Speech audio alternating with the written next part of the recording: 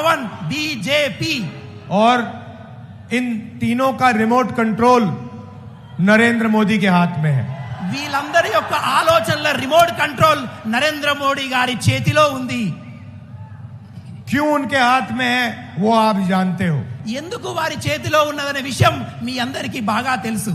क्योंकि नरेंद्र मोदी जी के हाथ में सीबीआई ईडी है, एजेंसियां हैं। ఎందుకంటే నరేంద్ర మోదీ గారి చేతిలో సిబిఐ ఉంది, ఈడీ ఉంది కాబట్టి వీళ్ళందరూ నరేంద్ర మోడీ గారి చెక్కు చేతల్లో ఉన్నారు। दुख की बात यह है कि जो आंध्र प्रदेश की आवाज दिल्ली में मिलनी चाहिए थी वो दब गई है।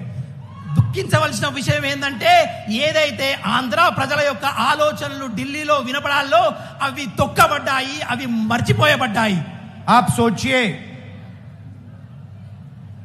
राजशेखर रेड्डी जी की आइडियोलॉजी, कांग्रेस की आइडियोलॉजी कभी भी बीजेपी के साथ नहीं खड़ी हो सकती थी। మీ అందరికీ తెలుసు రాజశేఖర్ రెడ్డి గారి సిద్ధాంతం, కాంగ్రెస్ పార్టీ సిద్ధాంతం ఎప్పుడు బీజేపీకి వ్యతిరేకంగా పోరాడుతూనే ఉంటుంది। मगर जगन रेड्डी जी बीजेपी के खिलाफ कुछ नहीं कह पा रहे हैं। కానీ జగన్మోహన్ రెడ్డి గారు బీజేపీకి వ్యతిరేకంగా ఒక్క మాట కూడా అనడం లేదు। और सच्चाई है कि अगर जगन रेड्डी जी कहना भी चाहें वो नहीं कह सकते हैं। కానీ సత్యం ఏమిటంటే ఒకవేళ జగన్మోహన్ రెడ్డి గారు ఏమైనా అనాలనుకున్నా కూడా బీజేపీని ఒక్క మాట కూడా అనరు। क्योंकि भ्रष्टाचार के केस उन पर हैं। ఎందుకంటే చాలా అవినీతి ఆరోపణలు వారి మీద ఉన్నాయి। यही हालत चंद्रबाबू नायडू जी की है। ఇదే అలవాటు చంద్రబాబు నాయుడు గారికి కూడా ఉంది। आपकी आवाज दिल्ली में क्यों रिप्रेजेंट होनी चाहिए? మీ యొక్క ఆలోచనలు, మీ యొక్క విషయాలు ఢిల్లీలో ఎందుకు వినబడాలంటే क्योंकि हिंदुस्तान की सरकार ने आंध्र प्रदेश के हर बच्चे को, हर बुजुर्ग को वायदा किया था। ఎందుకంటే ఢిల్లీ ప్రభుత్వం ఆంధ్రప్రదేశ్లో ఉన్నటువంటి ప్రతి పౌరులకు, ప్రతి పిల్లలకు, ప్రతి వారికి ఒక వాగ్దానము చేసింది। जब आंध्र प्रदेश का बाइफर्केशन हुआ तो आंध्र प्रदेश की जनता को हिंदुस्तान की सरकार ने वायदे किए। ఎప్పుడైతే ఆంధ్రప్రదేశ్ విభజించబడిందో ఢిల్లీ యొక్క ప్రభుత్వం ఆంధ్రప్రదేశ్ ప్రభుత్వానికి, ప్రజలకు వాగ్దానాలు చేసింది।